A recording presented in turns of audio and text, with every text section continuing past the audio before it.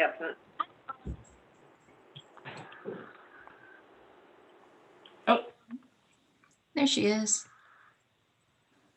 Yay. okay, we see Allison. I think she's just getting her audio to come on and we should be going forward. So I'll let her do that. And we'll move on to item 5, the presentation. I believe Mr. Stevens is here to present the report for us from Manor Carson. Mr. Stevens? Thank you. Thank you. If I could, I'd like to share my screen. I've got a PowerPoint presentation put together. Great. And if the host will allow me to do that. Let me see if I can figure that one out there, Aaron. Screen sharing, okay. All right. See if that worked. Enable to. Yep, that's working. Okay, can everyone see my PowerPoint presentation? Yes. Okay, Yes. good. Then I did it right. Just a couple of general comments before I get to the numbers themselves. Our thanks to the village staff and the administration, especially Terry. To say that this year was a little bit unconventional would probably be an understatement.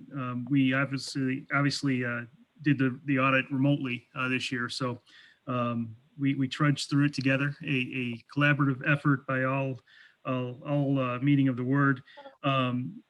So I do appreciate the help. We did get through it.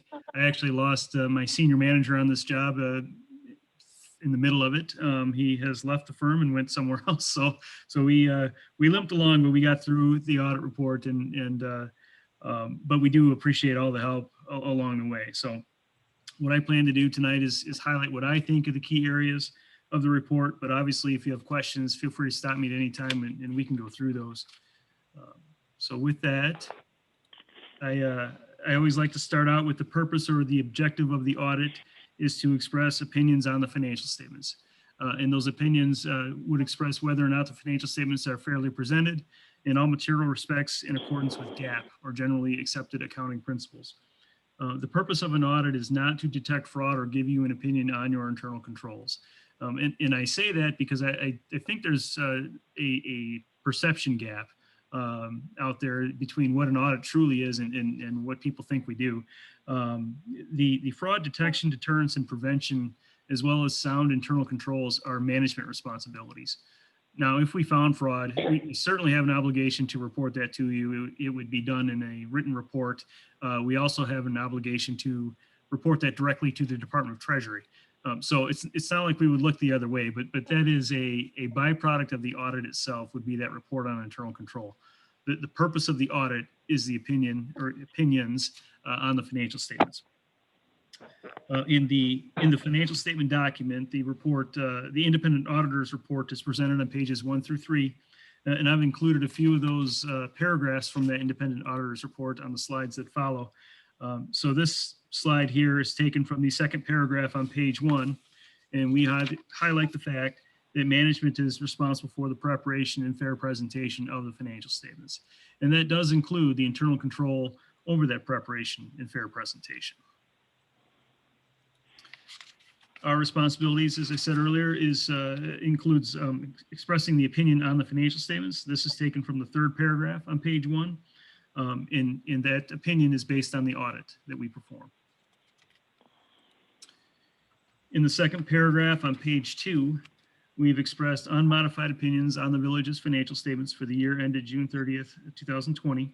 And an unmodified opinion, it doesn't actually use the word unmodified, but this is the highest level of assurance that we can provide for a set of financial statements. The unmodified opinion part of that is present fairly in all material respects. That is the unmodified opinion. To give you some perspective on that, we could express 3 types of opinions. You have the unmodified opinion, that's what you want to see as a council. We could express a qualified opinion, and a qualified opinion might read, except for capital assets, the financial statements referred to above present fairly. Some except for, some qualification. Or we could express an adverse opinion. The financial statements do not present fairly the financial position or condition of the Village of Oxford. The only other alternative that we have as auditors would be to disclaim an opinion altogether. We did not audit, or we could not audit the village's financial statements. So obviously, out of those options, you have the highest level of assurance that we can provide. That's what you want to see as a council, is that unmodified opinion. Now, the report does consist of both government-wide financial statements and fund financial statements. The government-wide financial statements are prepared on the full accrual basis of accounting, which means they primarily have a long-term perspective. Government-wide financial statements are prepared once a year. The only time you see this level of reporting is in your audit report, your audited financial statements. Now, the financial statements don't really present, or don't really lend themselves to a presentation such as a PowerPoint. I can't squeeze it on a PowerPoint slide; it'd be too hard to read. But I've got some charts and graphs here that'll help me point out a few things. The statement of net position, excuse me, is presented on page 11 for the government-wide financial statements. And this is a snapshot as of June 30th, 2020 of your assets, deferred outflows, liabilities, deferred inflows. And the net of those four would be your net position, or the equity of the village. And there are a couple of financial performance indicators that I like to look at, one being the current ratio. And as you can see on the slide there, that's current assets divided by current liabilities. And what that is a measure of liquidity. So what that tells you is if you're able to meet your current obligations with your current financial resources. In other words, can you pay your bills in a timely manner? And so for the governmental activities, your current ratio is 5.6, and the business type activities, it was 12. So obviously, you're more than capable of paying your bills in a timely manner. You can cover your obligations 5 times over for governmental activities and 12 times over for business type activities. Another financial performance indicator that I like to look at is the unrestricted net position compared to expenses, and that tells you how long you could operate at your current levels of expense before you needed to generate any additional revenue. And so again, going through that calculation, your governmental activities is actually negative. And that's a product of the net pension liability. You're required to recognize the net pension liability on the full accrual financial statements. So your governmental activities does have a negative unrestricted net position. Business type activities, you're at 114%. So now with this perspective, or this basis of accounting, it doesn't take into account your need for cash flow or non-operating expenses such as interest on long-term debt. And so we'll look at the business type activities in a few minutes, and we're going to look at those at the fund level, and I'll walk through some calculations there. The statement of activities is presented on page 12 of the financial statements. Also a government-wide financial statement, a little bit backwards. I say it's a little backwards because it starts with expenses in the left-hand column, and it reads left to right and then top to bottom. A traditional financial statement starts with revenue and then subtracts out expenses. So this is a little turned around, gives you a different perspective, a different format. And the bottom line, the results for the year, your total net position for governmental activities increased by $213,000, and your business type activities net position increased by $306,000. So a very positive year for the village. Then we get into the governmental fund financial statements, and governmental funds financial statements are presented on pages 13 and 15 and are prepared on the modified accrual basis of accounting. So a modified accrual basis of accounting has a current financial resources focus. So when we get to the balance sheet, you won't see any of those long-term items like capital assets or long-term debt or the net pension liability. Those are not current financial resource items that you see on the balance sheet. This should be a more familiar presentation for you. This is the level at which your budgets are prepared. The interim reporting that you get throughout the year is done at the fund level. The governmental funds balance sheet is presented on page 13 of the financial statements. And the balance sheet is also a snapshot as of June 30th, 2020 of the assets, liabilities, and fund balances for the governmental funds. And so your fund balance is your equity in this case. It's the difference between your assets and your liabilities. Your general fund had a total fund balance of $618,000 as of June 30th, 2020. And that can be broken down into 5 potential classifications. The village only reports assigned and unassigned fund balance for the general fund. So the general fund only has 2 of these classifications, not all 5, but they do have, you do have the assigned and unassigned portions. And collectively, I refer to that as unrestricted, because you can make assignments of fund balance at will. Management can make those assignments. It really just signifies an intention for future use of that fund balance. No one is restricting your use of that money. So unrestricted fund balance, I compare that with your expenditures for the year. And when I say expenditures, I take the expenditures and the other financing uses. So your transfers out to other funds and make that calculation in the lower right-hand corner that you see that the unrestricted fund balance represents approximately 29% of your annual expenditures and other financing uses. Again, for some perspective here, the Government Finance Officers Association recommends that you maintain a fund balance in your general fund that is at a minimum is equal to 2 months of normal operations. So 2 out of 12 months is about 17%, and the village is at 29% as of June 30th. So the general fund is in sound financial condition. The statement of revenues, expenditures, and changes in fund balance is presented on page 15 of the financial statements. I'm sticking with the general fund here. I should have included a title. This is just the general fund revenues at just over $2 million, which was an increase of about 2.7% over the 2019 general fund revenues. Total general fund expenditures were $1.8 million. That was an increase of about 4.2%. The general fund did transfer out $315,000 to the municipal street fund for debt service. So after factoring all of that in, your net change, the results for the year, was a use of fund balance of $46,417. For some visual perspective, here's a 5-year bar graph that shows you the general fund revenues, expenditures, and total fund balance. You added to your fund balance, your general fund balance in 2016, 17, and 18. You used a little bit of fund balance in 2019 and a little bit more in 2020. There's nothing wrong with using fund balance. You just can't use more than you have. So this is not a bad sign by any means. You're still in sound financial condition, ending the year with $618,000 a fund balance, or about 29% of your annual expenditures. As far as the composition of your general fund revenue goes, property taxes is far and away the largest source of revenue, and it has been, always will be. So this is the last 5 years. It was $1,185,000 in 2020. Intergovernmental revenue is a distant second, and that would include things like state share revenue, your sales tax. And for 2020, your intergovernmental revenue was $433,580.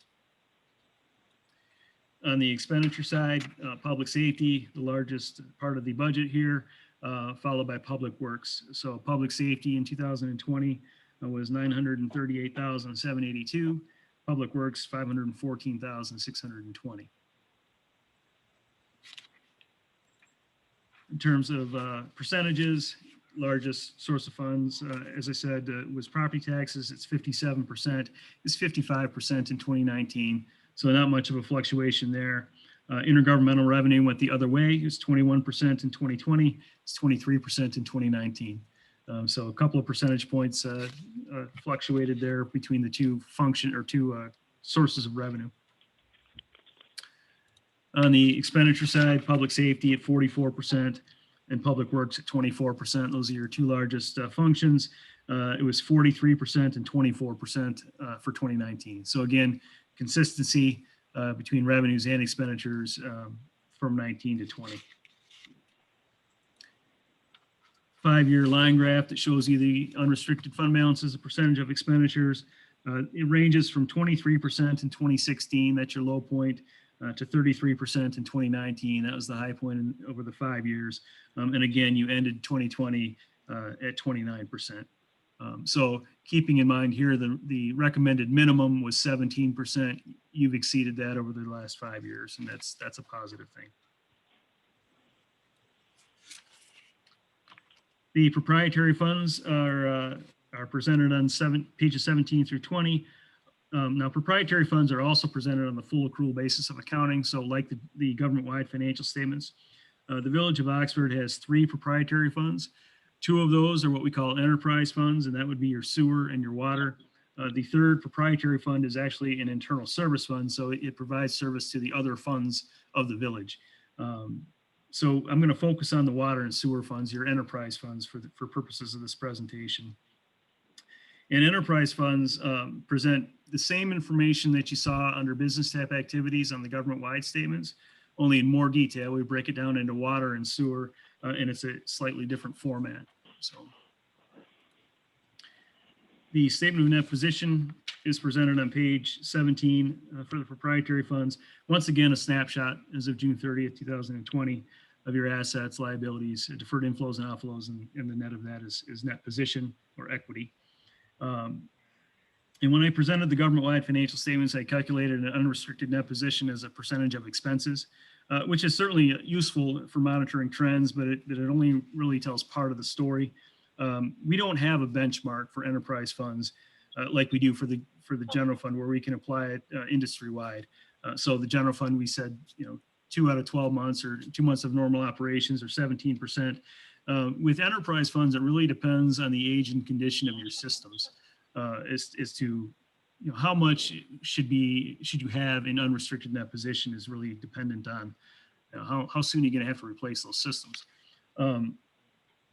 So I have a few calculations that I've outlined here because we start with operations like we do for the general fund.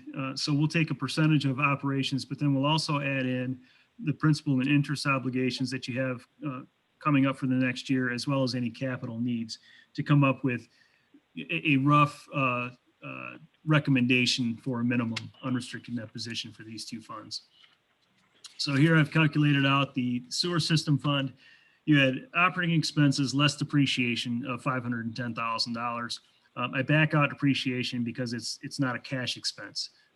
So we're just taking operating expenses on the cash basis, not really cash basis, but only cash expenses.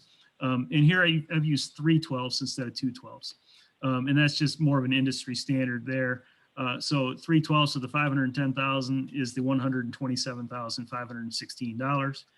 Your principal and interest obligations for the next year would be $130,869. That's about $95,000 in principal and $36,000 in interest. And then for the capital outlay, this is the most subjective part of this calculation because, again, it depends on the age and condition of your system, your sewer system in this case. And I've just taken 10% of the net book value of your depreciable assets. So your depreciable assets as of June 30th for the sewer fund were $1,988,130. Now, 10% might not be the right percentage. I mean, maybe your system is aging and you need to replace more of it. Maybe it should be 25% of your net book value. But I wanted to give you an example of the thought process that goes into this recommended minimum. So in this case, 10% of the net book value is $198,813. You add the 3 together, I'm recommending a minimum of $457,000 for your unrestricted net position. And as of June 30th, 2020, your unrestricted net position for the sewer system fund was just over $1 million. So I wouldn't necessarily consider the $1 million excessive. Again, it very much depends on the age and condition of your existing sewer system and how much you might need to replace or repair each year. Walking through a similar calculation for the water system fund. Here, operating expenses of $620,000. I back out depreciation expense of about $217,000 to come to the $403,132. 3/12 of that is just over $100,000. For the next upcoming year, the year you're in now, actually, the year ended June 30, 2021. You don't have any principal obligations, but you do have an interest obligation of $18,265. And then here, your depreciable capital assets were $3,836,858. So 10% of that is the roughly $384,000 to come up to the minimum recommended net position, unrestricted net position of $502,734. Now, your unrestricted net position for the water system fund as of June 30th was only $299,316. So while I think your sewer system is very healthy and in sound financial condition, I think your water system fund is probably a little low on your unrestricted net position. So for what it's worth, this is the logic that I went through. You have more than just operating expenses to consider. You've got to consider the capital needs as well as your debt service requirements for the upcoming year. Now with that, I'd be happy to answer any questions you might have. I know I went through that very quickly, so I do have my copy of the report in front of me. So if you've got specific questions, I'm happy to address those. Thank you for the report. It definitely helps give a good overview to the work you've put in. So I appreciate that. Is there any questions from council?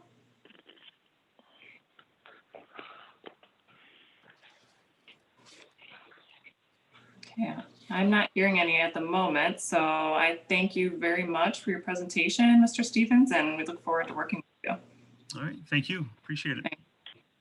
Thanks, Aaron. Thank you. Have a good night. You too. Okay.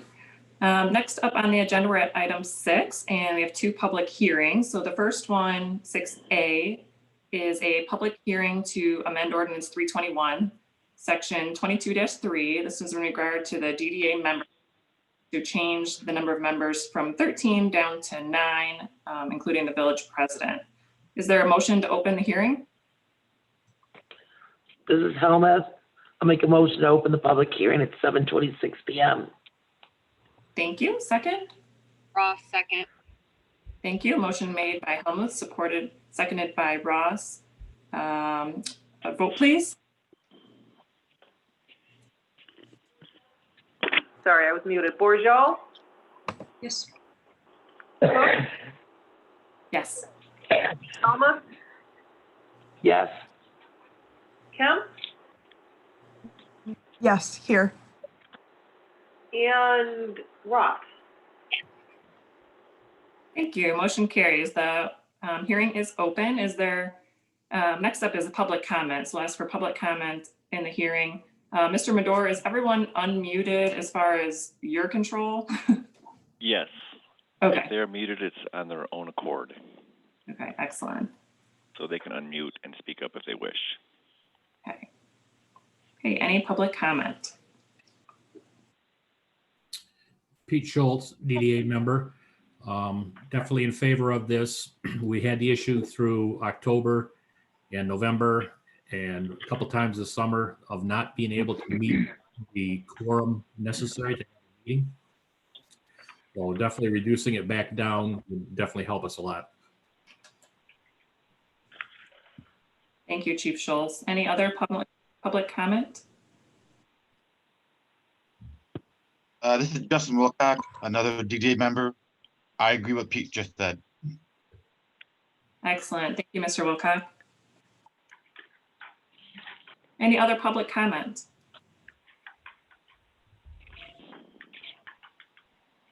Okay, hearing none. Is there a motion to close the hearing? This is Ross. I'll make a motion to close the public hearing. Or And that amend is- 321. Sorry about that. Motion to close the public hearing at 7:28, made by Ross. Who seconded that? This is Helmuth. I'll support. Thank you. So Ross seconded by Helmuth. Roll call vote, please. Cook, Yes. Helmut, Yes. Kemp, Yes. Ross. Yes. Bourgeot. Yes. Thank you. Motion carries and the hearing is closed. On to our second public hearing this evening. This is a hearing to amend the Oxford Village Code of Ordinances, section 70-73 regarding water service pipes. This is to allow other approved piping materials to be used for water service leads between the main and the building. The current ordinance requires copper, and it's not necessary and it's more expensive, as we've heard from our DPW director, Mr. Brantley, in the past. Is there a motion to open the public hearing? This is Helmuth. I'll make a motion to open the public hearing at 7:30 p.m. Thank you. Second? Borjo, support. Thank you. Motion made by Helmut and second by Bourgeois. Roll call vote, please. Helmut, Yes. Kemp, Yes. Ross, Yes. Borjo, Yes. Cook. Yes. Motion carries. The hearing is open. And again, we have public comment. Are there any public who wish to comment during this hearing?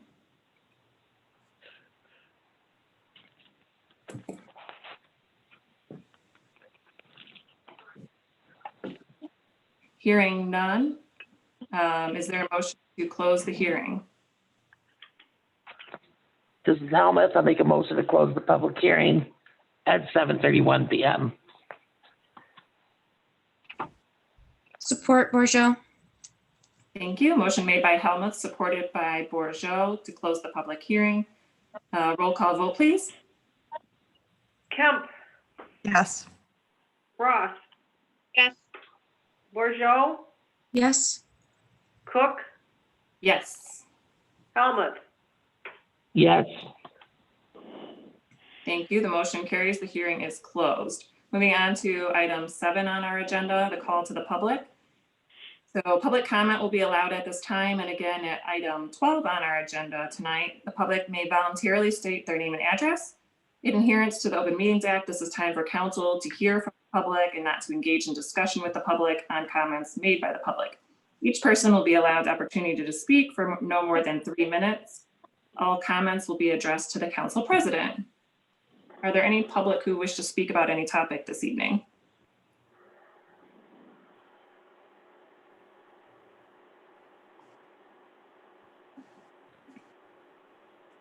Public comment going once?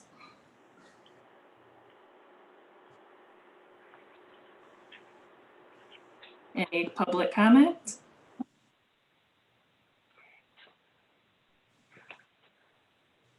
And I don't see anyone unmuting themselves, and I'm not hearing any public comment. There will be another opportunity later in the agenda. So I will go ahead and close public comment. And we'll move on to the consent agenda, number 8. So the first up, we have a couple of receive and file items. We have correspondence from Ms. Rose Bama. We've received a copy of Ms. Bama's resignation. I just want to thank her for her many years of service to the Village of Oxford and all the various roles that she's volunteered through time, most recently on the Planning Commission and the Zoning Board of Appeals. Is there any discussion for council or a motion to approve?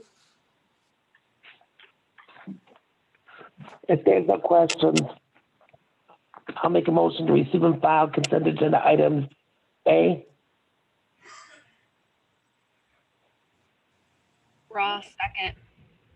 Thank you. Motion to receive and file consent agendas item A, which includes everything under A, 1 and 2, seconded by Ross. Any discussion on the motion? Hearing none, a roll call vote, please. Ross, Yes. Borjo, Yes. Cook, Yes. Helmut, Yes. Kemp, Yes.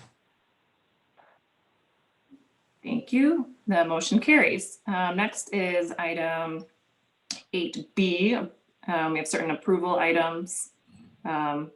Is there a motion to approve item B? If there's no questions, I'll make a motion to approve consent agenda items B, including the bills in the amount of $148,156.86. Support Kemp. Thank you. Motion made by Helmuth and supported by Kemp. Any discussion on the motion? Hearing none, a roll call vote, please. Borjo, Yes. Kemp, Yes. Cook, Yes.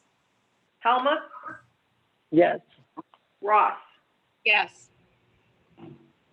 Thank you. The motion carries. So on to number 9, unfinished business. 9A is, let's see here, I believe a motion to approve the second reading to amend ordinance 321, section 22-3 regarding DDA membership is in order. Is there a motion? I'll make a motion to approve the second reading of ordinance 321, section 22-3, DDA membership. Support Bourgeois. Thank you. Motion made by Helmut and supported by Bourgeois. Any discussion on the motion? Hearing none. Madam Clerk, a roll call vote, please. Kemp, Yes. Ross, Yes. Borjo, Yes. Cook. Yeah. Helmut, Yes. Okay, thank you. The motion carries and the second reading is adopted. Item 9B is to approve the second reading to amend the Village Code of Ordinances, Section 70-73 regarding the water service pipes. Is there a motion to approve the second reading? If there's no questions, this is Helmut. I'll make a motion to approve the second reading of ordinance, the Code of Ordinances 70-73, water service pipes. Thank you. Is there a second? Bourgeois. Support. Thank you. Motion made by Helmut, supported by Bourgeois. Any discussion on the motion? Seeing none, a roll call vote, please. Kemp, Yes. Helmut, Yes. Cook, Yes. Borjo, Yes. Ross. Yes. Thank you. Motion carries. 9C, there's an agenda item to choose a date for our January town hall for the proposed recreational marijuana ordinance. Mr. Madore, would you mind leading this decision? Looking at a calendar here, maybe we can select a date sometime in January. Yeah, so the regularly scheduled council date, of course, is the 12th, the second Tuesday. So you have at least 2 more weeks later in that month that you could do it. Obviously, the Planning Commission meeting may already be happening on the 19th, the third Tuesday. Okay. So either the fourth Tuesday or maybe sometime in the Wednesdays, 20th or 27th, perhaps. Any discussion by council? Do any dates work well for you or not work for you?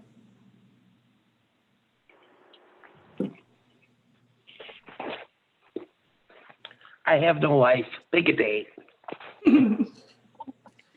Oh, pretty open right now. Same. You're not allowed to go anywhere.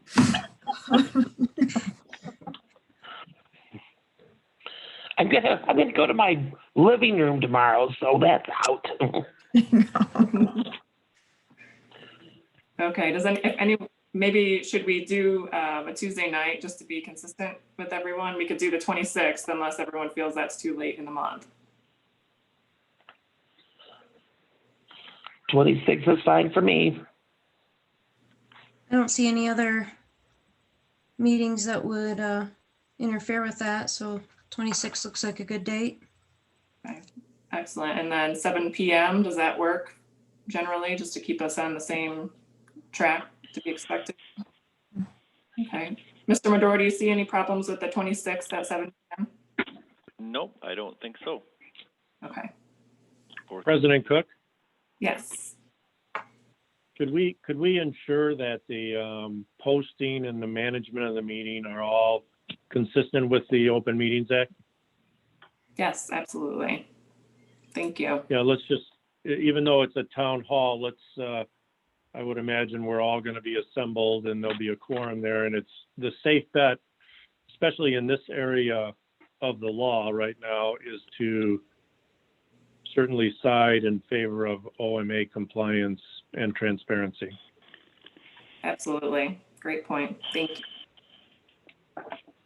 Hey, Mr. Madore, do you need board or council to approve that? If there's a consensus among you guys right now, that's really all we need. So Terry and I can put something together.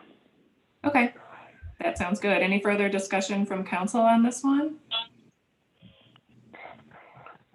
Okay. Then we will move on to item number 10 on the new business. First up is the annual audit report. And this is just to accept the financial audit report as presented. That's what we're in agreement with. Is there a motion? I just have a question. Sure. I didn't actually have the audit in my packet. Was that missing? Do we not have it yet?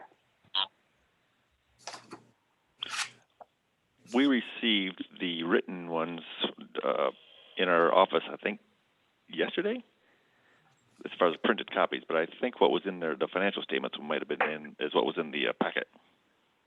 Because I'd actually like to see the audit, the whole audit, before I approve it. It was in your envelope, Mo. I don't have the audit. I have, there's a lot in the envelope. I get it. But you can get the audit. Yeah, the financial statements were individually included in everybody's packet. I had the presentation. Okay. Yeah, I can drop off a copy or you know what, I can email it to you right after the meeting. That'd be fine.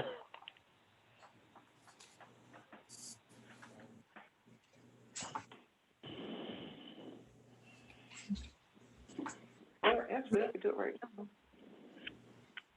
Okay, I understand that Councilwoman Helmuth would like to have time to review the specific audit. Is there a motion to accept it for those of us who have seen it, or do we want to wait and postpone this issue to a meeting? Is there, I guess, Mr. Medor, do we need to, is there a timing issue on accepting the financial audit at this meeting? Yes, to some degree, it has to be uploaded to the state by the end of the year. Okay. So like 3 weeks from now or so. Okay, I would move that we accept the financial audit as presented. I'll support that. I'm sorry, who was the second? Helmut, second. Oh, thank Supported you. that. Excellent. So motion by Cook, support by Helmuth. Any discussion on the motion? Okay, a roll call vote, please. Borjo, Yes. Cook, Yes. Helmut, Yes. Kemp, Yes. Ross. Yes. Thank you. The motion carries. Next on new business 10B. I believe Ms. King is here, and it's the MEDC has provided the village with a redevelopment ready plan. So I think Ms. King can give us a presentation on this. I know council's had an opportunity to review the report. We've received that. So the next step is to decide whether there's a desire to continue with reaching certification to address each of the best practice criteria. So Ms. King, if you would like to show us what you have for us today. Yes, good evening. Thank you for having me. Excellent, thank you. Yeah, thanks for having this virtual council meeting to keep everyone safe. I really appreciate that. My name is Elizabeth King. I'm the Redevelopment Ready Communities Planner for Region 10 at the MEDC. And so tonight I'm going to talk about the Village of Oxford's RRC baseline report and just give a brief overview. So the Community Development Division at the MEDC is one of 3 divisions, the other being Business Development that primarily focuses on attracting large businesses and employers, and the Pure Michigan Division, which I'm sure you are all aware of. The Community Development Division, in contrast, is really about creating a vibrant sense of place that can attract business and talent and creating those strong and vibrant downtowns. Our strategic focus in the Redevelopment Ready Communities program is to empower communities so that they can proactively shape their future, a future that's built on solid planning, zoning, and economic development foundations. Here you'll see the business talent place wheel. So talent wants place, place needs business, and business needs talent. So through the RRC program, we're really trying to help create a vibrant sense of place so that you can attract business and talent. The RRC program is really a third-party review or audit of your planning and zoning practices. It's a review of plans, processes, and policies, and it's intended to save your community money in the long run. I don't mean to interrupt you, but your slides are not moving from what I'm seeing. You know, I was wondering if it was not clicking through. The struggle is real, isn't it? I know, technology. Okay. Here we are. There we go, great. On the correct slide. So the RRC program is kind of a three-step process. You already did engagement. I went through the evaluation. So now you're kind of at the bottom of the evaluation where I'm presenting the baseline report to you, and your council is deciding if they would like to continue with the RRC program. It is a voluntary no-cost program that's just kind of designed to get your community meeting certain planning and economic development best practices. Oh, is it working? Okay, here we go. Sorry, this is trickier than I thought it was.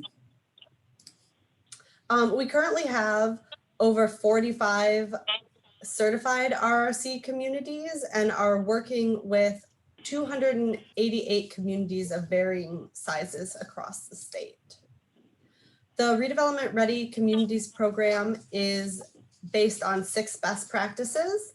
The first one is community plans and outreach. So that really includes like your master plan, your DDA plan, your capital improvements plan. The next set of best practices we look at are your zoning regulations. We evaluate the development review process, the boards and commissions recruitment education, community prosperity, which are economic development and marketing strategies. And we've actually moved redevelopment ready sites to an appendix and more of a service style post-certification best practice. So here you'll see that Oxford has completed 47% of RRC criteria and is in the process of completing another 32%. So the green squares up here mean that your community has met these best practices. The yellow means that your community is maybe meeting half of them. And the red, it means that they're missing. So where are you guys already meeting? Well, you have a pretty good downtown plan that is cohesive with the Main Street 4-point approach. It has projects in it that are outlined to include land acquisition and disposal, a rehabilitation loan program, promotional and administration ventures, infrastructure improvements, and ongoing maintenance of the OCDA district. Pedestrian improvements include benches, planters, trash receptacles, bike racks, and sidewalk improvements. You have a pretty great zoning ordinance, actually. I'm gonna send this one out to share with my other communities because it's really excellent. You allow mixed use buildings by right. You have a lot of really great placemaking provisions. Oxford allows a lot of diverse housing types. You have flexible parking tools, and you have a lot of really great charts and graphics. You have an excellent joint site plan review section that outlines the joint site plan review team, and your internal staff review process is clearly laid out in the zoning ordinance, which doesn't happen everywhere. The items where you're making good progress include your master plan, future transportation plan, and sub area plans. You have a master plan that almost meets RRC best practices, and your sub area plans could be considered your 5-year updates. So to meet RRC best practices and turn this best practice green, the 2011 master plan should be added to the website, and implementation plans for the sub area plans, the transportation plan, and the 2011 master plan should be created and implementation should be reported to the governing body annually.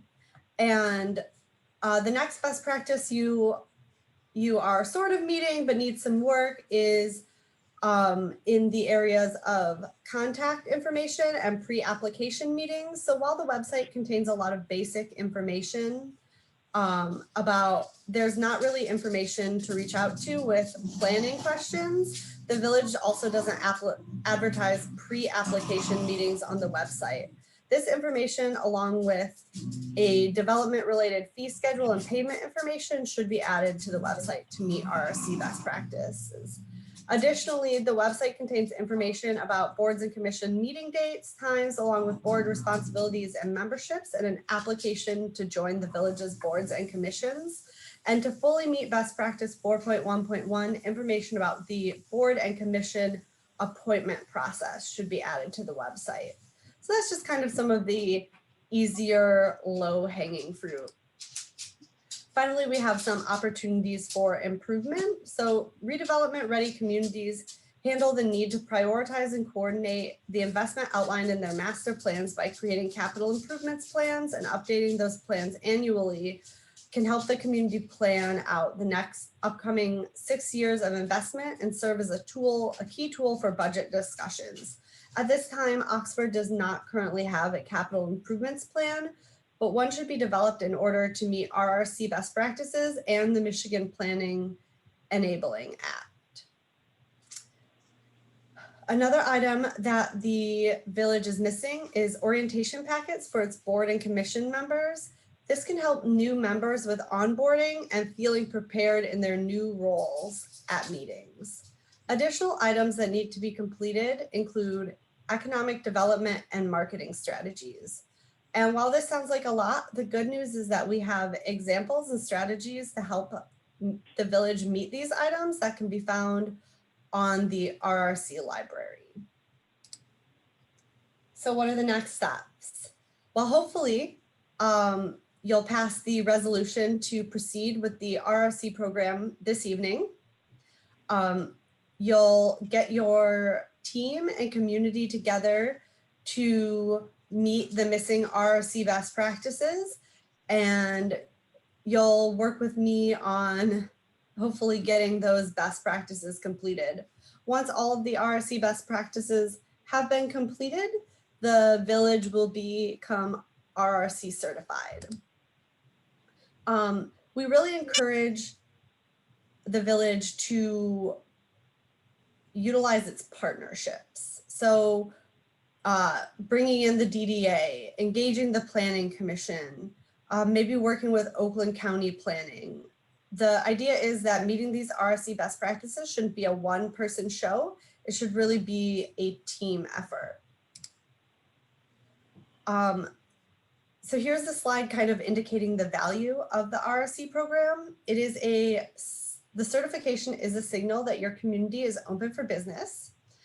The RRC program does provide technical assistance matching funds to meet the missing best practices. So when your community has already met some of the low-hanging fruit, we can have a conversation about providing some technical assistance funding. So maybe that could be for a capital improvements plan or an economic development or marketing strategy. Although Oakland County just created a pretty great new economic development strategy that could be the base for your community's economic development strategy. RRC participation is also used for prioritization of community development funding tools. If you'd like to learn more about the RRC program, you can do so at our website, www.myplace.org. And I'm also happy to answer any questions. Great, thank you. Are there any questions from council?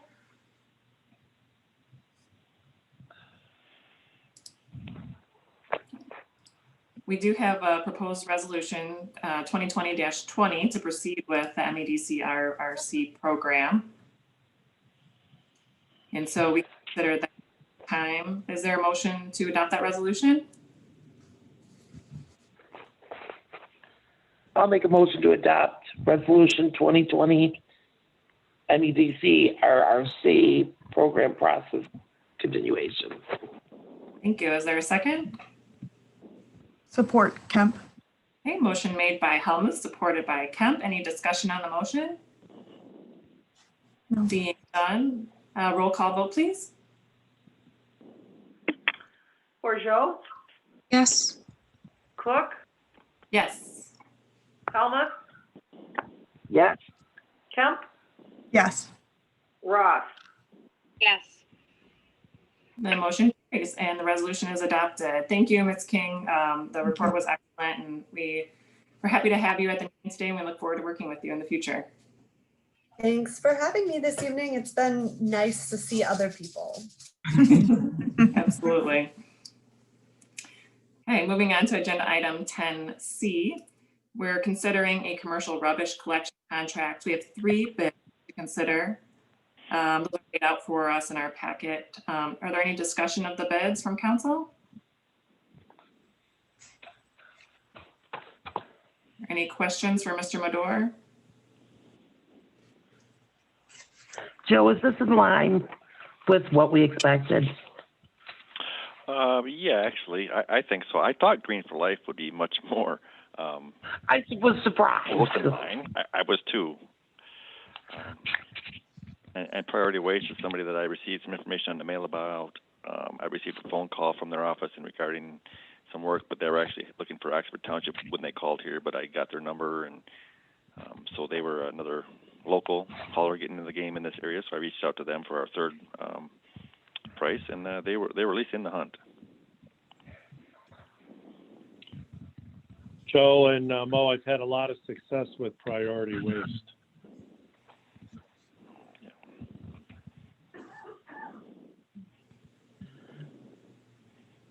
Any other discussion or questions? Well, we're recommending Republic though, right?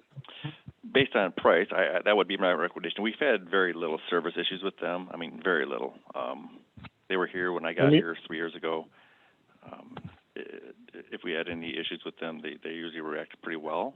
And for us, that works. And they've just been doing our commercial, right? They Correct. GFL is doing our residential. Correct. Correct. And I'm not sure GFL does many dumpsters. I think they mostly do the residential. Yes, that is correct.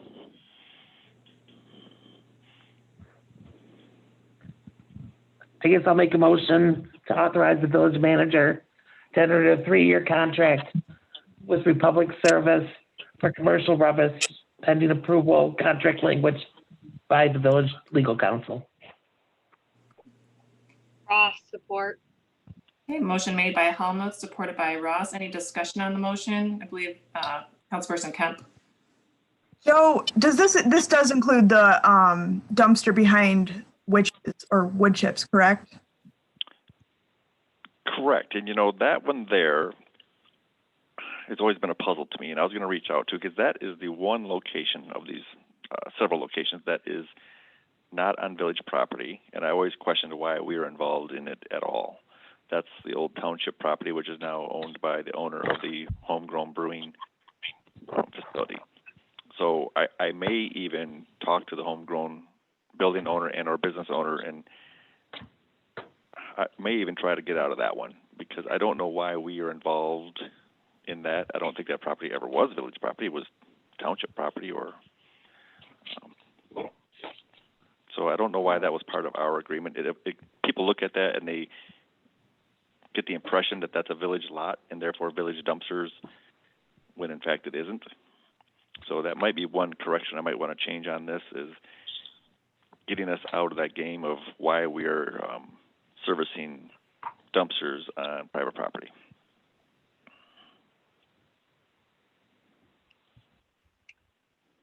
Thank you. What's the business address for wood chips? 40 North. Because that's in the district. They're in the DD8 district. Yes. 40 North is the strip there with Harmon Glass, the Magic Brownie, wood chips.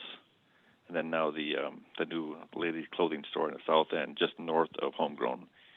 But the property, so right in that 4-unit building, Harmon Glass actually has their own dumpster on their private property, right behind their building.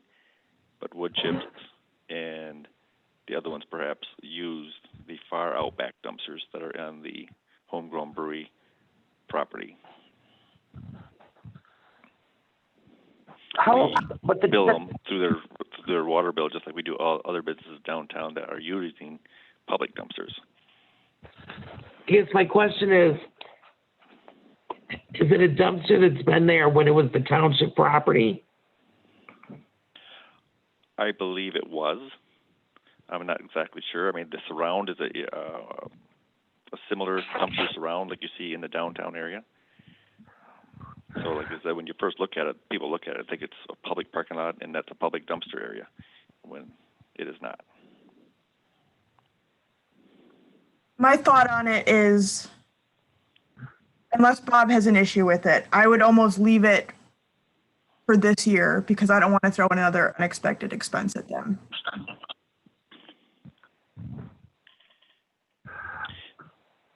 And although this is a 3-year contract that Republic has provided or offered, Okay. we could always, a year later, amend the contract as long as all parties are agreeable. Okay. So the dumpster, who uses the dumpster? Homegrown Brewing, mostly. And then in the 40 North building, Witches and the Magic Brownie, and I can't recall the name of the new lady women's clothing store in the south end of there. Main Street Boutique, I think it is. They may. I believe Harmon Glass is the only one that provides for their own dumpster at that 40 North board building. So there's 3 to 4 businesses that use it. I would guess if you talk to Don Brantley, he can explain to you why it's our dumpster. And it's probably because the township has property for us to put it on. Hey Mo, sounds like you're on the other side of the earth all of a sudden. Well, still on the third rock from the sun. There you go. That's better. Don and I have talked about this, and we were both kind of scratching our head a little bit as to why I think we're involved. For instance, sometimes the cable or the telephone lines are hanging low, and there's a problem. The truck can't get in there, and of course we get the call, and then we act on it and try to finagle it and get it taken care of and get it serviced to where the cable company, the phone company out there. And again, my thought is why? So who owns the physical dumpster? Is that Republic? Yes, there was a fire in one earlier this year, and Dan Durham, our code enforcement, got a hold of Republic and had them come out and replace it, and they charged us, I don't know, $140 to replace the dumpster, because I think just the lid was burned off, the plastic lid. No telling what the cause was of that fire. It could be just kids having fun.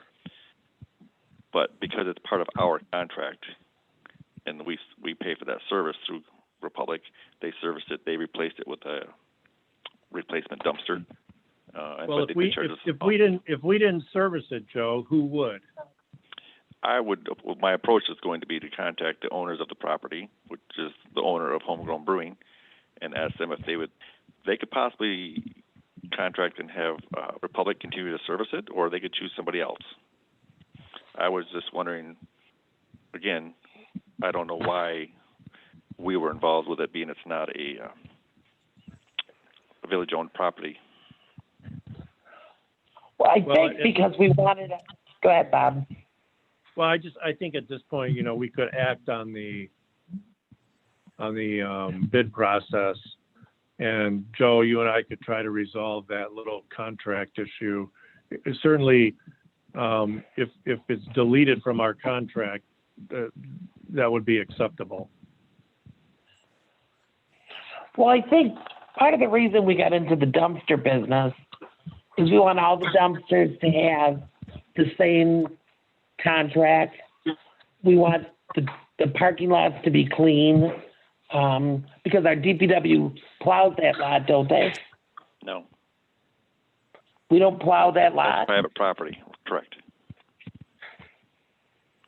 we stop on the north boundary or the south boundary of that property, which comes straight out from. But Mo, Homegrown but Mo, Brewery. your history lesson is correct. We were concerned about continuity of the management of dumpster waste. Mhm. And for that purpose, I think I see it's beneficial. We Yeah, should because probably have a conversation. remember there was a time period when, there was dumpsters were getting full, the stuff was laying on the ground, it was a mess. All of the other areas on the map that I provided are on village-owned property. This is the only one that is not. Of the 8 different locations, 7 in the downtown and 1 is over at the DPW yard. I guess, does Homegrown pay towards the dumpster? Pardon me? Do they make a monthly payment for dumpster service, correct? Just like every other dumpster downtown, it's the users of it are charged a small fee, kind of based on their usage of it on their water bill. And Homegrown pays some of that. They do. As well as the 2 or 3 of the folks in the 40 North building. I suggest you talk to the DDA about it also. I'm not looking to make any rash change, whatever. I just, I'm okay with if we do the contract as is for now. But it was just one of those conversations I was going to maybe have with the owners of that area over there.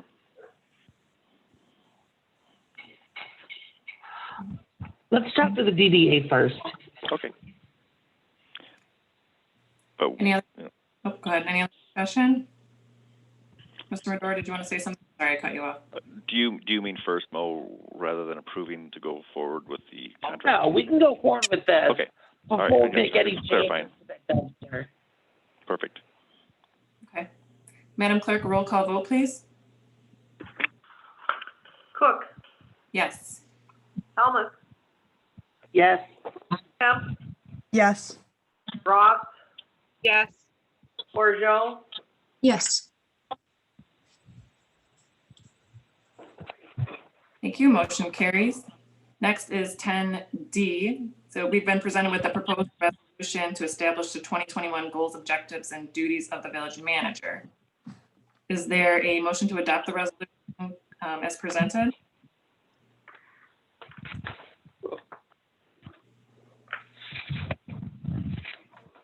I'm still flipping to my packet. Hold on.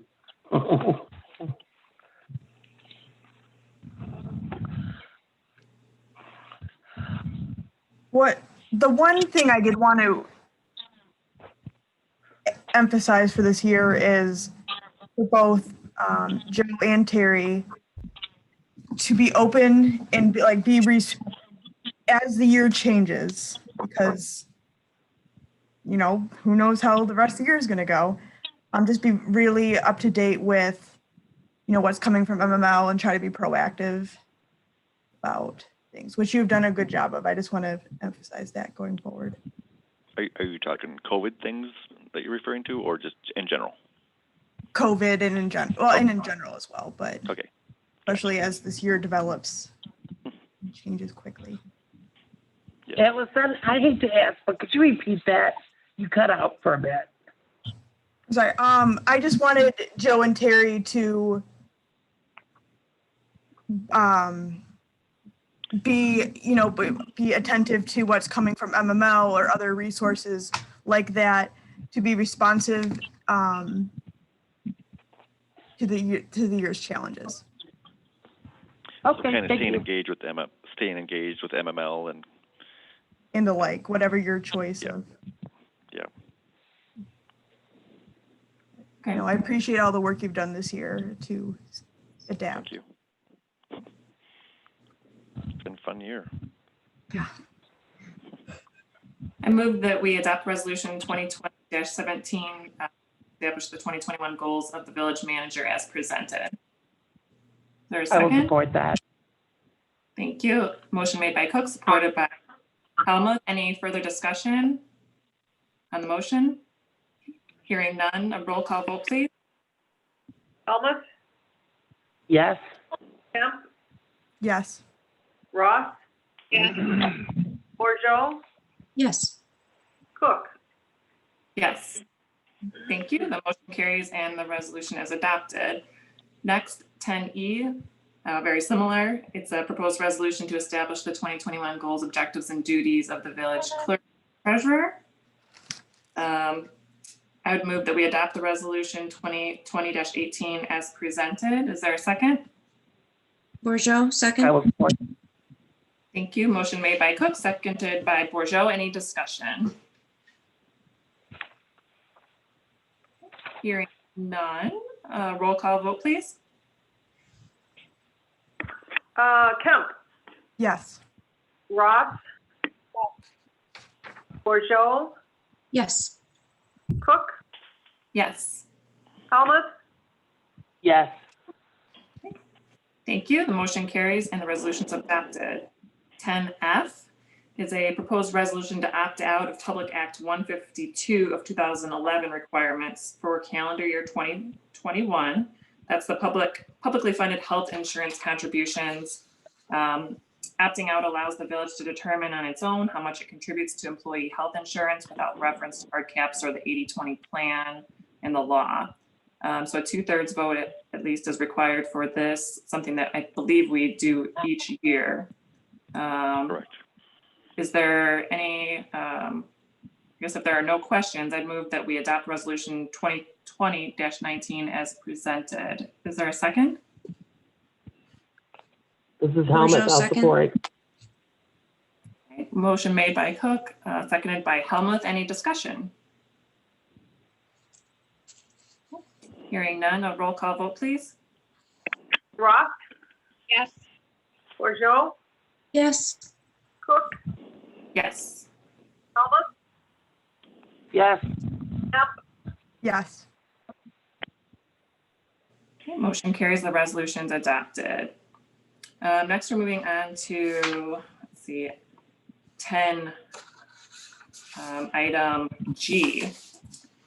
So I can kind of start us out here. We have several boards and commissions that need appointments, personnel to fill those. I've had some discussions with council members. I've had discussions with the chair of the planning commission, Justin Ballard. I believe I'm ready to make some recommendations. I'll go through the list, and then if council needs me to kind of go slower and go back to any, we can talk about that. But I'm looking for council's approval on my recommendations to fill some of these spots. So for the Zoning Board of Appeals, I would recommend Ashley Ross be appointed. And then we can kind of go back and do individual motions or however we need, and see if there's any Can I discussion. stop you there for a second? Yeah, go ahead. The ZBA appointment, isn't that done by the planning commission? Joe Madore, Terry Yaga? No, I Rose is the planning commission representative to the ZBA. Doesn't the Right. planning commission have to make that recommendation? I think this recommendation is for the council person, because Dave Bailey is no longer there. Okay. Thanks. For our Michigan Municipal League, I would recommend Allison Kemp as the representative with Ashley Ross as the alternate. For SEMCOG, I would recommend myself, Kelsey Cook, as the representative with Lori Bourgeot as the alternate. This really gives us full coverage for both of those kind of more regional organizations. For NODA, North Oakland Transport Authority representative, I recommend Lori Bourgeot with the alternate of Ashley Ross. And then the Pollyant Trail, I know I haven't had a chance to discuss these with you, Allison and Maureen, but if you're willing, I would recommend that Allison continue to serve as representative with Maureen as the alternate. And then, excellent. And then for the DDA, I'd like to affirm that I serve in my capacity as council president as a member on the DDA. And then also recommend that Nicole Ellsworth be appointed to a new 4-year term to serve on the DDA. There's obviously other spots that need to be filled. I just need a bit more time to make some more contacts. But with that, I'm not sure if we can, I guess I'll open it up for any discussion or questions or comments. And if you need me to repeat anything, I definitely understand. I've been working on this up until today, so I wish I could have given you a little bit more notice. So I totally understand if we have to go over this a little bit slower.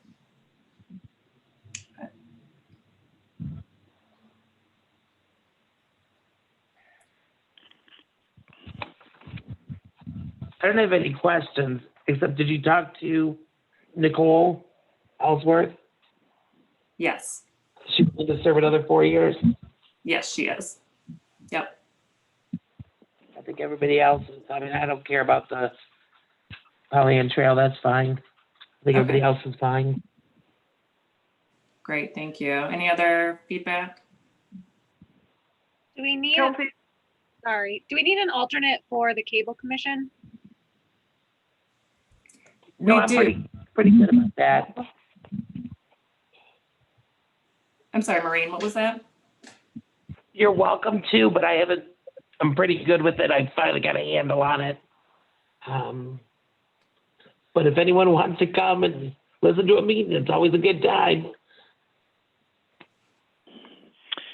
I think what Ashley's referencing is Frost was the alternate. Or was that an actual person? I thought that was an alternate at first. It would be an alternate. They only have one person. All right. If we need an If we're alternate, interested in- be more than happy to step in on that one. That's on the cable Let's do it. commission? Yeah. Excellent. Yeah, there's 1 year left on that term that Joe Frost was alternate in place. Okay. and that was on the cable commission? Correct. Yes. Kelsey, on the MML, Yes. you had Allison as the representative, and who was the alternate? Right. Ashley Ross. Okay. Sorry. Is that okay, Ashley? Okay. Are you missing, Terry, are you missing anyone else that I kind of listed through? I think I have everybody, but I'll email you and make sure I have the whole list, because I know there's some that there's nothing, you're not ready to appoint yet, so. Right. Yeah, I'll circle back around with you and make sure I have them all. Okay. Mr. Davis, can we do generally a motion to have council approve everything that we've just discussed? Yes, Okay. not because it's late or anything, but yes. Just checking. I do have one more question. Sure. You've got a couple that expire here on December 31st. Are you not including these in the motion? Which one? Let's see. Adam Randall's on the ZBA.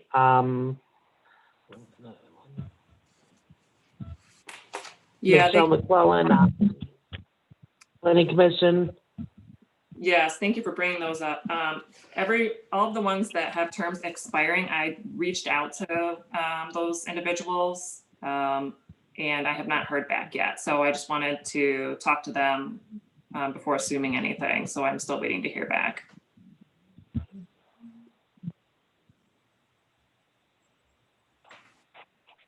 Then I'll make a motion to approve the recommendations of Kelsey Cook for tonight's appointment.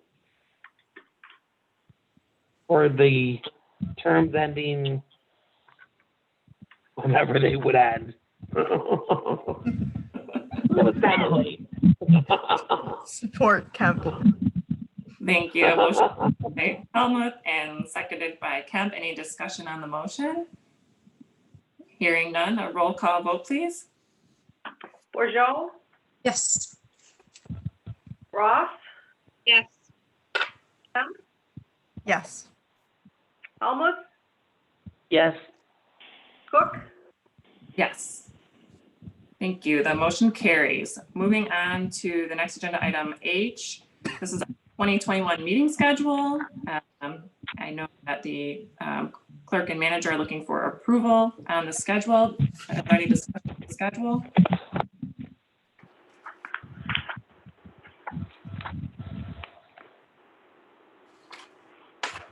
I'll make a motion to approve the 2021 meeting schedule for the Village of Oxford individual boards. Bourgeois. Thank you. Motion made by Helmut, supported by Bourgeot. Any discussion on the motion? Hearing none. Madam Clerk, roll call vote, please. Helmut, Yes. Kemp, Yes.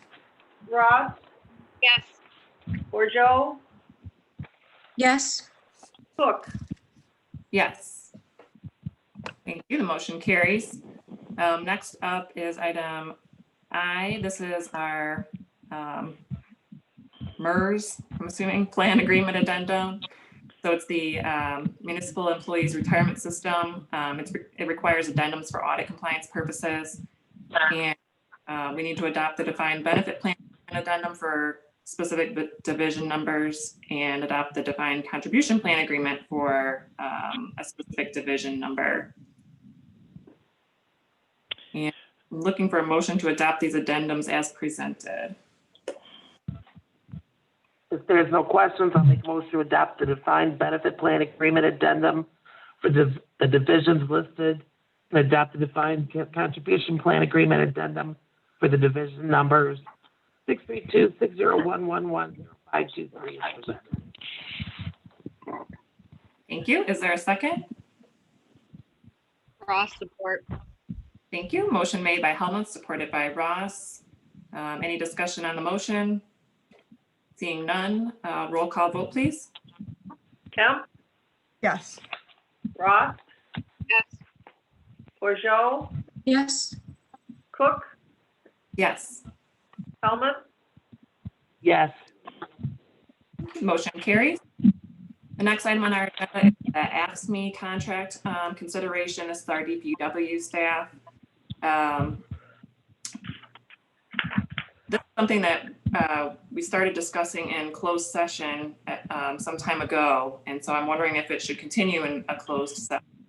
And we could either do that closed session now, or we could postpone that to a very date in the future. But basically, our village manager is looking for a final approval. There's been some additional language that requested to be added to the contract. So any thoughts on this by council? Attorney Davis here. I think Yeah. that additional language that has been requested should be discussed in closed session. Thank you.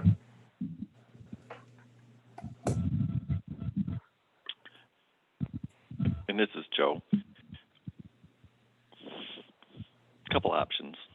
We could meet. You were gonna say anything. We could meet, schedule a special meeting and meet into the council chambers, perhaps like we did before. I think that's a good setting to have that conversation. But I also do have a separate Zoom meeting set up tonight if you choose to go off into a Zoom meeting and have that discussion this evening. Thank you, Mr. Madore. Any thoughts by council on that? Are we currently allowed to have face-to-face meetings, Commodore? Pardon? A separate closed meeting? Yes. Yes, I think it's up to that's 10. my understanding. people, right? Is it still up to 10 people? Yeah, you would be fine under the rules.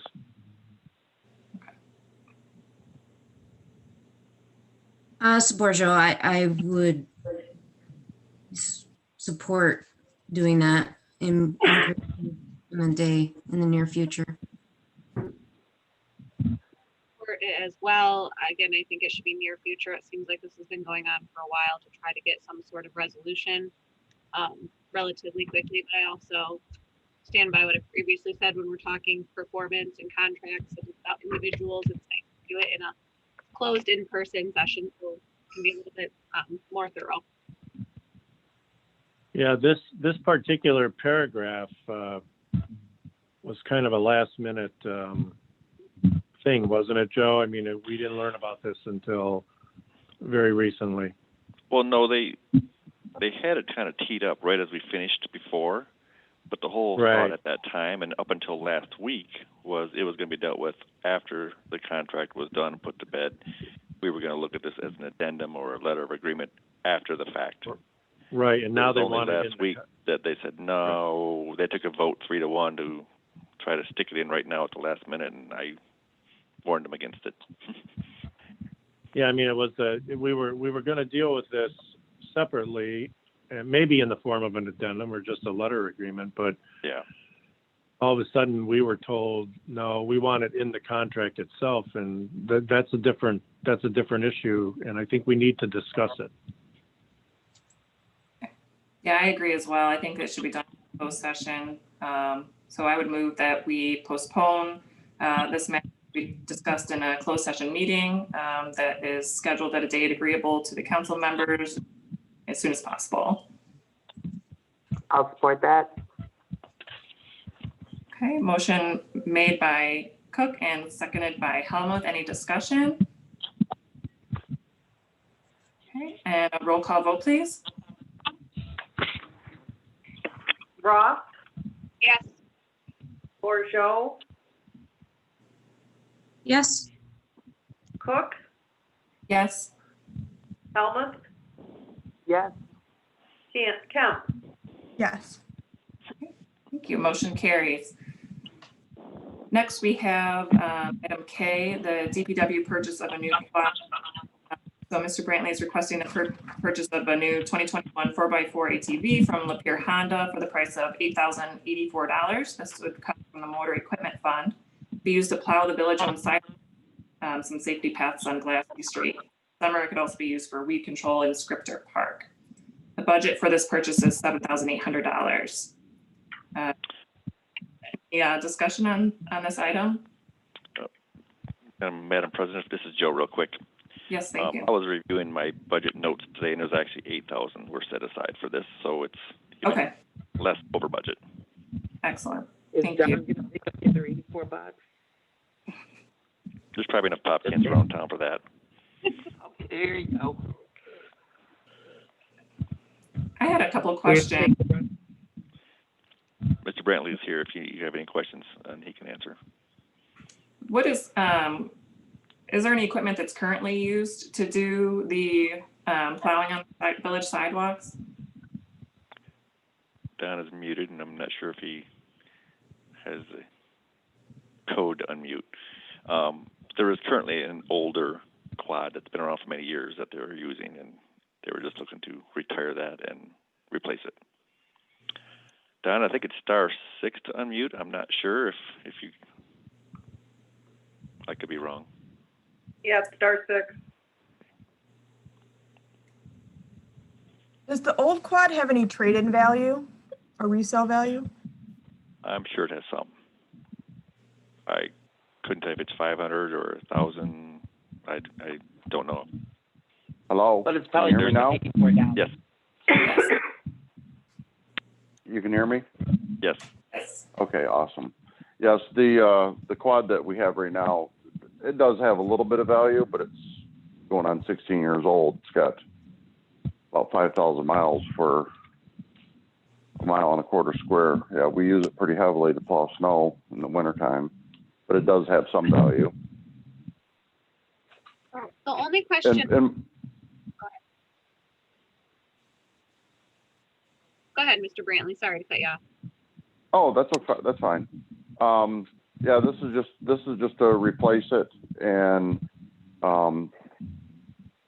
my intentions are to sell that quad to possibly, we'll get fair market value from a couple sources and put it on the market to sell.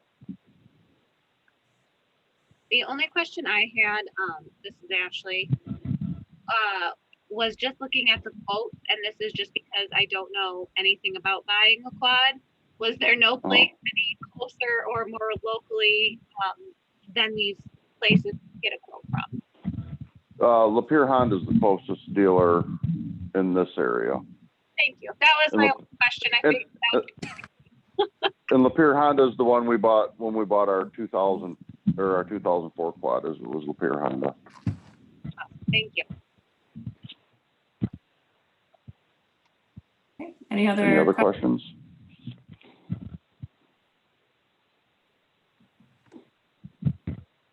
If there's no questions, I'll make a motion to approve the purchase of a new 4x4 ATV with a snow plow, with the funds being coming from the motor equipment fund.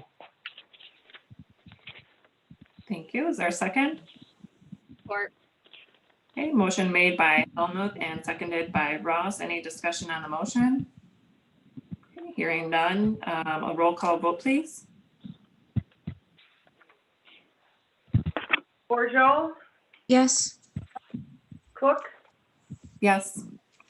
Helmut, Yes, Kemp, Yes. and Ross. Thank you. Motion Thank you, carries. council. Thank you, Mr. Brantley.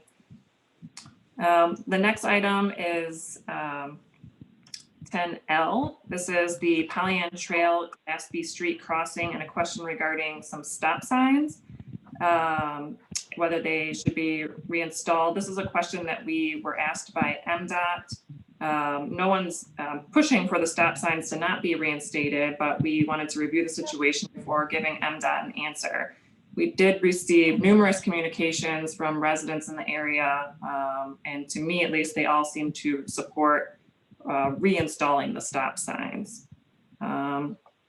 Is there any comments or discussion from council? I noticed that the school had said something about maybe not putting them up. Do we know, is there a major traffic issue when school's coming and going? It really seems to back up there. So I was just wondering if that was what the original reason for considering maybe not putting them back up was. Do we know? So, well, my senior year of high school, there was quite a rush to see who can get to their car first to avoid that. So that is about a 15-minute backup if you're coming out of school. But from my perspective from the trail, I would rather replace the stop signs, because again, it goes from 50 to 25 right there, and it does. So even, I don't know, I think we should put it back in place. That's just my opinion. And the residents seem to overwhelmingly prefer having it. I'd be curious to hear how is. Perhaps I could. Go ahead. Yeah. Sorry, I could speak a little bit to this.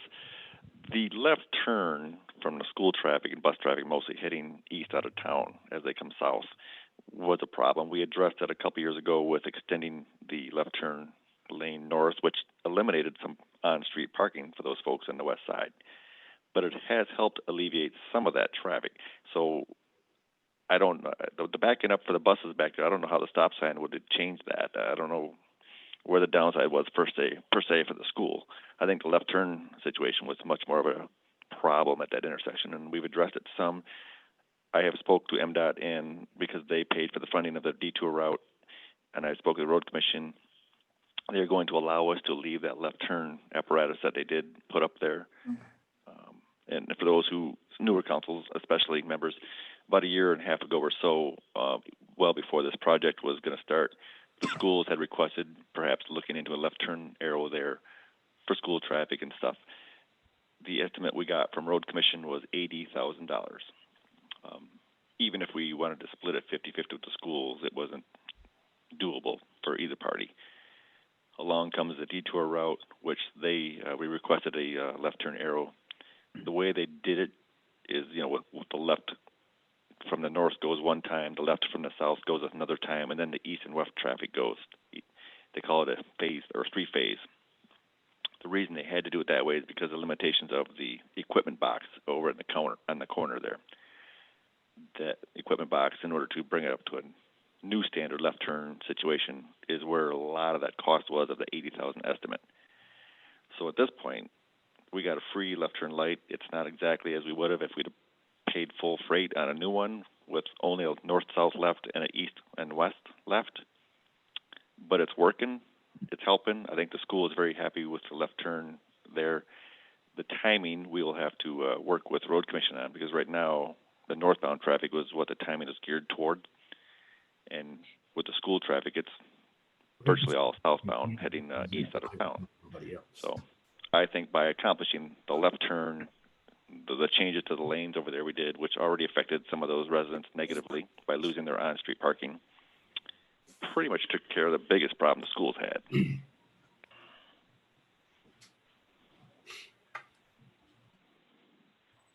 Thank you. Any other discussion or comments on this item?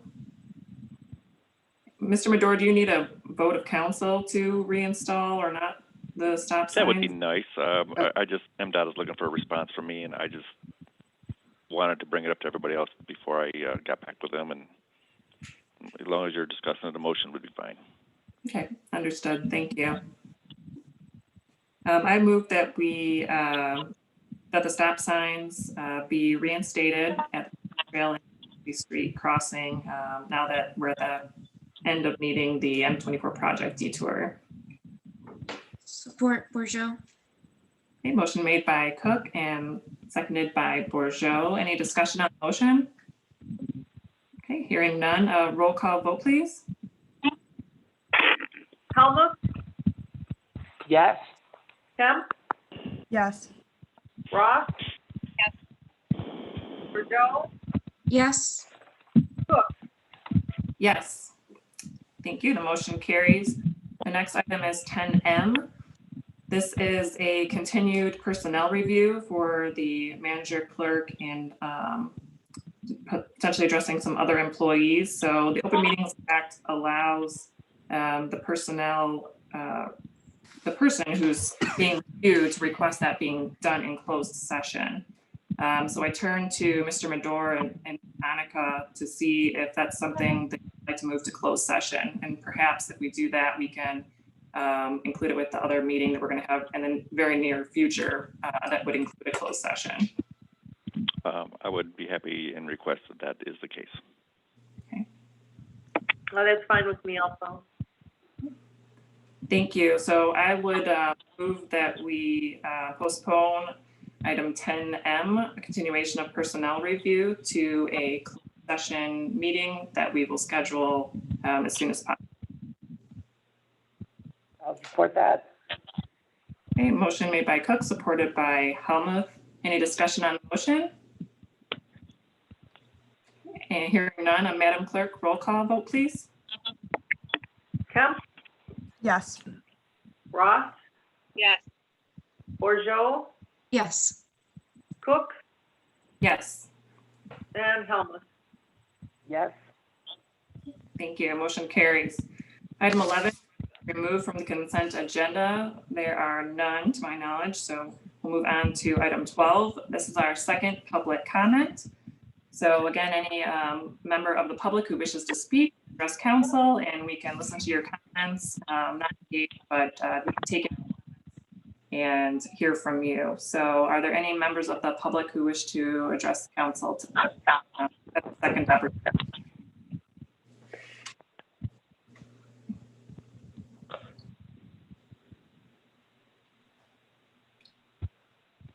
Again, we're asking for any public comment.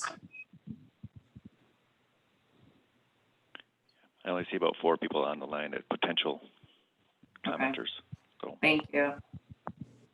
Okay, if there is no public comment, I'm hearing none, we will move on to item number 13 is our committee reports. Commissioner Helmuth, is there a report from the Planning Commission? Boy, we met. We had. I'm having trouble hearing you.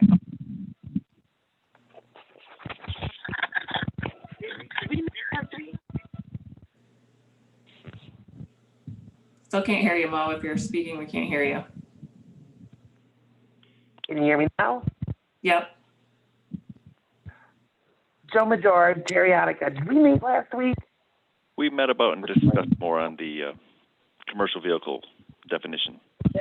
That was it. We are again looking at the commercial vehicles. We have some questions about the trucks. I think we're getting good questions. We wanted better pictures, but we're moving forward on it. Excellent. Any report on the cable commission? I'm not sure if you've had a meeting with the cable commission. The cable commission met yesterday. It was just a business meeting. We approved bills. And again, we're moving forward there. Excellent. Any news with the Pollyant Trail, Allison? So the master plan for the Pollyant Trail is near completion. The draft we've seen looks really excellent. She did a good job with it. Great, thank you. I can report on the DDA. We met on November 23rd. We approved a purchase of a sound system for the downtown, so that's being installed so there can be music while shopping, which will be very nice. And other events can use it, obviously. The DDA also approved a contractor to powder coat the existing benches around the town, so that'll definitely give an improved look to the benches that we already have. And the DDA also approved funding for the tree lighting that I'm sure all of you've seen in Centennial Park. It looks really great this year, so we're happy with that and the work that the contractor did. That's it for the DDA at the moment. Next up is the manager, staff, and attorney reports. Mr. Madore, do you have anything to contribute? Not a whole lot. I want to piggyback on the decorations that you just mentioned about the tree. It is the wow factor that they were looking for. Nicole, our communications Nicole, put together a little short video that I shared with council today, put a little music to it about happy holidays and some decorations downtown. Part of the DDA and I guess Oxford Women's Group handed out some wreaths, many wreaths to the downtown and DDA district businesses. Well received, good comments. Everyone was happy. And I want to say great thanks to the DPW for all the decorations. Once again, they look great. Thank you. Any other staff or attorney reports? I'm all set. Me too. Thank you. Next up are council comments. Ms. Kemp? Yes, I appreciate everyone's patience. My cell and internet went out for a bit there, so I was not ignoring you. I would like to thank Rose for all of her years of service between the ZBA and every other committee and council she's been involved in. Nicole, the tree lighting video looks excellent. I appreciate the work you did with that, and thanks, Joe, for helping her out with that. And I would also like to thank the DPW. The downtown decorations look marvelous. So yes, so I hope everyone's staying safe and has happy holidays. Thank you. Maureen? Joe Madore, question for you. Lights on M24 and 24, are they for how they're going to be in the future? The street lights you're talking about or traffic light? Traffic lights, as far as turn signals and... Okay, and what was the question on the one? Is that how they're going to be in the future? So you're talking about the one at Burdick in 24. Defense construction. I think they're set up right now the way they are meant to be. Am I missing something? Well, I'm having trouble when you're headed north and you get to Burdick. The turn arrow is odd, in my opinion, and maybe I'm just not used to it. That's what I was asking. I don't know if anybody else noticed. I noticed, I don't believe it ever had a green arrow there. And I have only turned there once, and it was last night, but I don't believe there was ever a green arrow. And the green arrow shows up odd, at an odd time, doesn't it? It was odd, and to be perfectly honest, I wasn't paying a whole lot of attention. But I do know that it wasn't like it used to be. You were just happy to be heading north. I was, and I got Exactly. distracted. I I'll can keep check an into eye. that for you, Mo. Yeah. Okay, that's it. The one new feature that, as long as you're on streetlights real quick, you'll Yeah. notice as you head southbound, you will be able to turn left onto Broadway with a left turn lane. That's new. Remember before you, it was a no left turn onto Broadway. So that'll be nice. Nice. Thank you. Let's see, Lori Bourgeois? Yeah, not sure if you guys noticed, but I dropped there for a minute, something with my internet just in the middle of the meeting there. So sorry about that. But the tree lighting video is amazing. I loved that. Looked great. I know I spoke with Ashley over the weekend, and it sounds like her family and a lot of kids are getting use out of the Santa box. So that's been really cool to see. I don't have any little ones anymore, but just love to see that for them. Super excited for N24 to be open. We drove down there just to drive. I hardly leave the house, but I was just like, my husband was like, we have to go drive down it, check it out. So it's pretty exciting. Didn't notice anything about lights. I was just confused on where I was going because I'm not used to it anymore. I hope everybody has a safe new year. I know we'll be meeting up for the one meeting before then, but for everybody else, be safe and enjoy the rest of the year, and we'll see you in 2021. Get rid of this year. Yes, thank you. Ashley Ross? I echo a lot of the same sentiments that everyone was expressing. Quick question, do we have when will 24 completely be open? And if it is, forgive me, I haven't fully left my house in a while. Not exactly. They're working on some work along the curb areas and lights, catch basin work. Another week or so, I think they'll be done, but weather dependent. Are all of the construction signs, are those slated to come down then in the next week or so? And what about the detour signs that were directing people to downtown businesses? The ones that are for the downtown businesses that the DDA put up, I think it was yesterday, they may have come down, or today perhaps. So Don Brantley put those up for us, and he and his crew were going to take those down. Okay. As far as the detour routes, that officially ended last week when they opened up northbound, but I cautioned MDOT to be sure, because as you come off Drainer northbound and then you turn left onto Glassby, there used to be a stop sign there.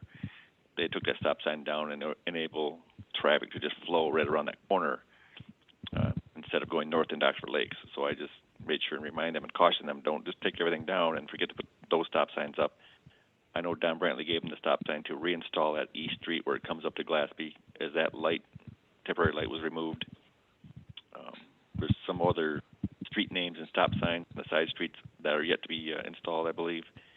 And little by little, but yeah, everything should be down with the exception of the square, bright orange, ugly fences you'll see around the tree wells in the downtown area. Those will stay up until spring when the trees get installed, and there's going to be a little decorative fencing around them. Unfortunately, those large orange fences, solid fences around the tree wells, will be there all winter. Sorry to piggyback on here, but do we know, is the opening from Glassby to Goodwill and Jets, is that staying open, or was that just? That was done by the private owners of those properties, so it will be up to them. I don't think their plan was to leave it there long term. I was partly asking for selfish reasons because I have a sign in my front yard, so that. Oh, those should be down. Yeah, all those detour routes should be down. Route signs should be down. Okay, thank you. And then the tree and the video are beautiful. My kids say goodnight to it every night out their bedroom window. So thank you. All right. I too have a sign in my front yard, so great question. I don't have any other comments at this time though. So I'd move that we adjourn tonight's meeting at 49. Okay, moved by Cook, and I believe that was supported by Helmuth. Borjo, thank you. All those in favor, say aye. Aye. Any nays? The ayes have it. We are adjourned. Thank you so much. Good night, all. All right, good night.